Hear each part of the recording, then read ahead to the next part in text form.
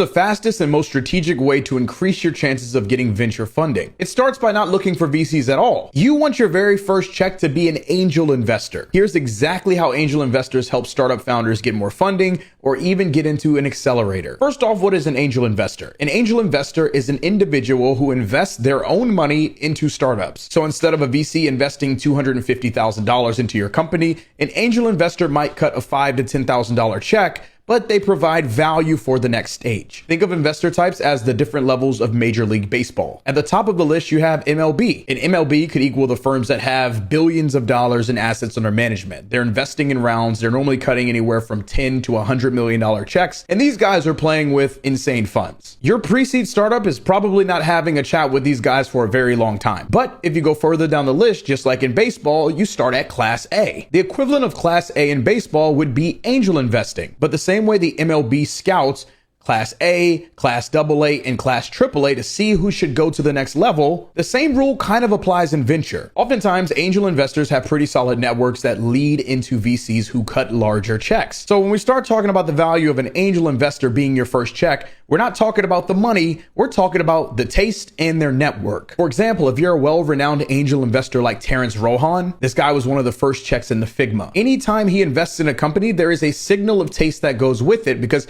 people know he's credible, which then improves the likelihood of that company going out and raising a venture-funded pre-seed or seed stage round, meaning having the right angel investor involved can literally result in other investors at higher levels trying to get involved. But beyond just taste, angel investors oftentimes have networks. And by network, it means after they angel invest into a company, they often send out information about that company to other venture firms and accelerators. The benefit of this for a founder is you can get an angel investor to give you a warm intro directly into VCs. An example of this is Geoffrey Wu. He was one of the first checks into Eric Glyman's previous company, Paribus. He directly introduced them to Y Combinator in 2015. They got in, were acquired, and then founded Ramp, a multi-billion-dollar unicorn. But the value of having Geoffrey as an angel and early stage investor meant that Geoffrey could use his network to refer them to Y Combinator and increase their odds of being successful. So instead of just chasing VC checks and emailing every mainstream venture fund that you can think of, start trying to reach out to angels because they can be your fast track into Silicon Valley.